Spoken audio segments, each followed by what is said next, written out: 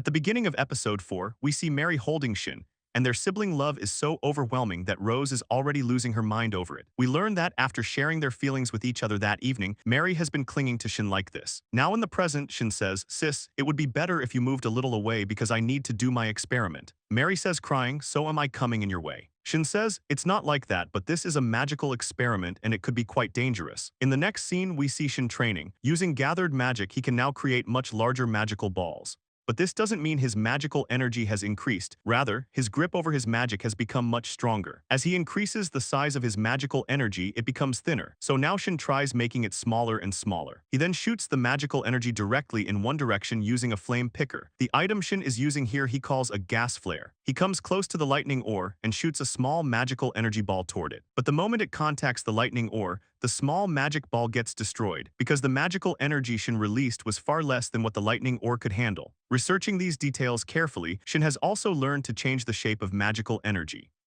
Using gathered magic, he tries to elongate his magical energy and touch the lightning ore with it, but doing this causes a very bad reaction and Shin falls to the ground. Rose and Mary ask, "Are you all right, Shin?" He says, "Yes, I'm fine." Rose says, "Why did your magical energy react like that? I thought when your magical energy made contact, the lightning ore would react outward, but it reacted back toward Shin." This means that when Shin's magical energy touched the lightning ore, a connection formed between Shin and the ore through his own magical energy, causing the lightning to come back toward Shin. Shin thinks, "I need to study magical energy much more deeply." Just then Shin's father arrives with Mr. Grast. Shin's father says, "Shin, the idea you came up with to lift the lightning ore, this man used it for his own benefit. He is planning to extract lightning ore from the caves using your idea, which will bring him great profit." Grass says, "Forgive me, Shin, I used your idea without your permission." Shin says, "I have no problem with that." Grass says, "What? But I'm using your idea for my own gain." Shin says, "So what's the problem?" His father says, "The matter is bigger than just that." In the next scene, we see Shin and Mary in a different room. It is Mr. Grass workshop with lightning ore scattered all around. Grass says, "These lightning ores are very valuable but also very dangerous, so no one is buying them. Can you think of an idea to sell them? Also, the sound of electricity coming from them disturbs customers. Please help me, Shin." Shin says, "I'll do what I can." Looking at the lightning ores, Shin asks, "Why have you kept them so far apart?" Grast explains that bringing one lightning ore close to another causes extremely powerful lightning because the electricity of two ores was colliding, and this sight captures Shin's attention completely. Grast then shows them the iron he made by melting lightning. Shin asks, "Does this have any electrical response?" Grast gives Shin a similar piece of metal and says, "Try it yourself." When Shin touches the two metals together, nothing happens. Shin then asks, "At what stage in the refinement process did the lightning ore stop producing electricity?" Grass says, "Perhaps when I heated it to melt it, the lightning stopped." Shin says, "Melting means heating." He then asks his father, "May I try something?" His father says, "Yes, of course." Mary asks, "What are you going to do?" Shin says, "Just watch." He goes to the furnace, uses gathered magic, and ignites blue fire in it. He then tells Grast to continue his work, melting the lightning ore, but Grast is stunned, not knowing how fire suddenly came from Shin's hands. Shin's father gives a nod. Shin then tells Grast it was magic. Even after hearing everything, Grast can't quite believe it for a while. Then he asks, "If I use this fire to melt the lightning ore, what will be different?" Shin says, "I don't know either, I'm still researching magic." Grast says, "Let's try and find out, but this will take me an hour, you can go out and explore in the meantime." But Shin says he needs to watch the whole process, and if Shin is staying, Mary certainly isn't going anywhere either. An hour later, Grast has melted the lightning ore using Shin's blue fire and turned it into iron. Now comes the test. Grast picks up one piece and slowly brings it close to another piece, and suddenly electricity begins to be produced.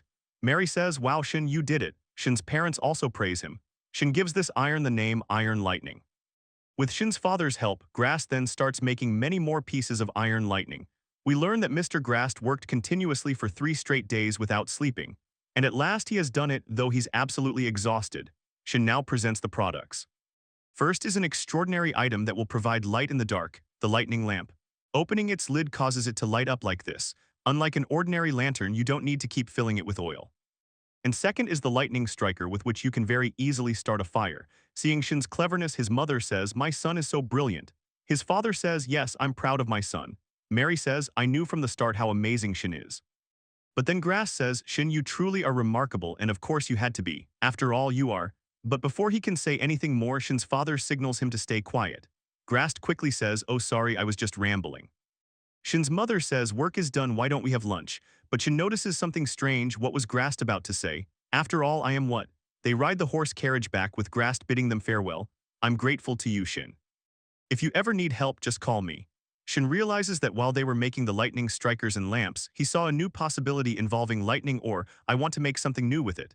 And if my idea works, my magical power will increase greatly. A few days later, the lightning strikers and lightning lamps sell out very easily. People love them. Meanwhile, Shin is preparing for his next experiment. He explains, fire cannot burn without oxygen. You both probably already know that, right? Both girls say yes, though Mary's expression makes it clear how much she actually knows. Shin then uses gathered magic to light a candle. Now the question is, will it go out like normal fire if covered? When Shin covers the candle with glass, it goes out. But when he removes the glass again, the candle is still burning. Mary says, see, I was right. Since Rose had said it would go out, in magic spells, magical power works as fuel. This gives Shin an idea. He uses a flare with gathered magic, shoots it into the sky, and asks Mary to shoot a ball of magical energy at the flare. Mary does exactly that, but the moment her magic ball connects with the flare, a massive magical explosion occurs. Shin immediately runs to Mary and asks, are you alright? She says, yes, I'm fine. Rose asks Shin, did you know this would happen? He says, no, I thought doing this would increase the magical power inside the flare. But something strange happened. That magical explosion was extremely dangerous.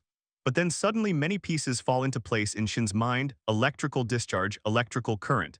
He rushes to the lightning ore and touches it with his magical energy, causing lightning to come toward him. Now Shin has understood that this magical energy is not exactly magical energy. Rose says, but you yourself said it was magical energy. Shin says, yes, it is magical energy, but at the same time it's not, because what the air is doing is reacting with the magical energy. When I first tried this, it clearly showed signs of wind resistance. Just as a flare doesn't need oxygen and keeps going using magical energy as fuel, magical energy works exactly like air for magic.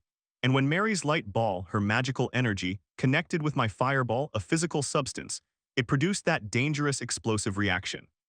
Thinking all this, Shin laughs in that strange way again, and both girls say, he makes such a weird face when he's happy.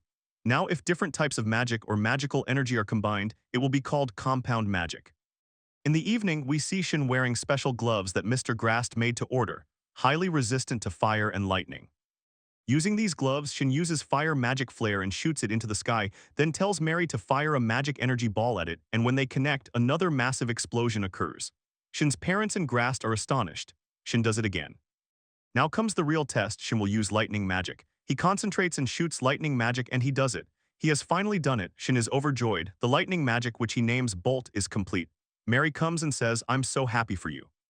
Shin is so happy he actually starts crying, and Mary holds him. This joyful moment is warm for everyone, and now a new journey begins for Shin.